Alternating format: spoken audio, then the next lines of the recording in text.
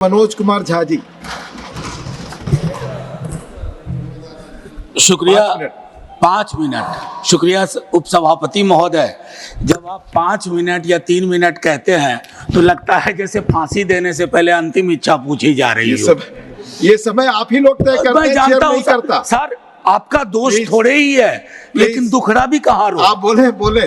अब मैं बड़ी खुशी हुई, माननीय मंत्री जी यहाँ हैं, अभी नवनियुक्त मंत्री जी हैं, बड़ा अनुभव है हरियाणा का और अच्छा विभाग भी मिला है, चुनौतियां भी बहुत हैं, फोटो वोटो तो अपनी जगह। सर, मैं स्मार्ट सिटी से अपनी बात शुरू करूंगा। अब ये स्मार्ट सिटी सरकार भी बहुत बोल नहीं रही है सर। इनकी एक चीज मुझे अच्छी लगती है, अच्छा सा नाम रखो, उस नाम के पीछे काम ना हो तो धीरे धीरे बोलना कम कर दो उसके बारे में। अब अभी हाल में राष्ट्रपति भवन में गणतंत्र मंडप बना। साहब, गणतंत्र का मंडपीकरण नहीं होना चाहिए, ये उचित नहीं लगता है। बहरहाल उपसभापति महोदय, विजय साई रेड्डी जी, प्रियंका जी, इन लोगों ने बड़ी चिंता व्यक्त की पार्लियामेंट की बिल्डिंग में कल जो हुआ या पिछले वर्ष जो हुआ। मैं कहता हूं नासमझ लोग हैं सर। ये तो विशुद्ध भारतीयता का एहसास कराता है कि जब बाल्टी से पानी सर टपक रहा हो। शब्द चेक कर लीजिएगा, ना समझ सब। अच्छा, मैं वापस लेता हूं ना, एकदम भूपेंद्र भाई, इसलिए आपको यहां रहना चाहिए। मैं ये कहना चाह रहा था कि मेरे साथियों ने शायद इसकी मर्म को नहीं समझा कि छत टपक रही है, बाल्टी लगी हुई है, पूरा हिंदुस्तानी फिल्मों का सीन है। मैं इसलिए उसके लिए शिकायत ही नहीं करूंगा, बस शिकायत नहीं करूंगा। सर, मेरी दूसरी चिंता है कि स्वच्छ भारत अभियान में गांधी जी के चश्मे को हम टांग देते हैं। वैसे स्वच्छता की ओर गांधी जी का चश्मा, जरूरत थी चश्मा पहनने की, चश्मा वहां रख देने की नहीं। गांधी का चश्मा नहीं पहन सकते क्योंकि दो परस्पर विरोधाभासी चीजें, गांधी और दूसरा मैं नाम नहीं लूंगा, एक साथ नहीं चल सकती, क्योंकि मुझको नाम लेना भी बुरा लग रहा है। सर, तीसरी मैं मंत्री जी को कहूंगा, स्ट्रीट वेंडर्स शहरों की रीढ़ होते हैं, उनके साथ न्याय कीजिए। नाइंसाफी हो रही है उनके साथ।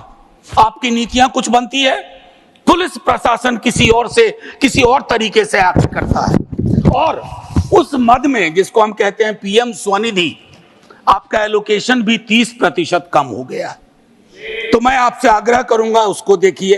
आईसी स्वच्छता में, आईसी में एलोकेशन कम हो गया है।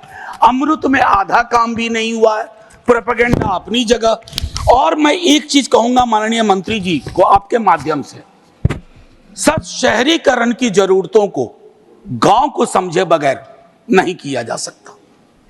जब तक ग्रामीण पलायन, ग्रामीण अर्थव्यवस्था, उस पर आपकी नजर नहीं होगी, आपकी पकड़ नहीं होगी, तब तक शहरों में लोग आएंगे, आप एकोमोडेट करने में फेल करेंगे। आपके बदले कल को हम हों, तब भी वो दिक्कतें होंगी। मैं एक चीज और भी उसमें कहूंगा, संपत्ति का असंतुलन भी शहरों में बहुत दिखता है सर। एक चीज और कहूंगा, हमारे शहर जब बनते हैं, कोई बिल्डिंग बनती है, तो आपको श्रमिक लगातार चाहिए, मजदूर लगातार चाहिए, और वो मजदूर जब आपको बिल्डिंग बना के देता है, उसके बाद वो मजदूर आपको भारी लगने लगता है।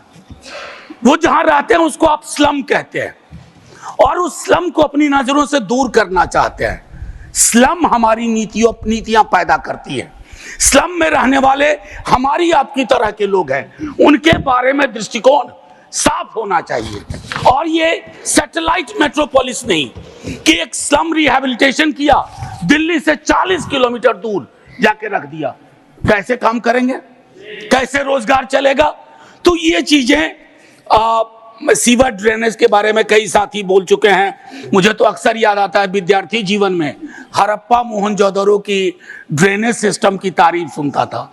सर, अगर टाइम मशीन हो तो वापस चला जाए, वो ज्यादा बेहतर था।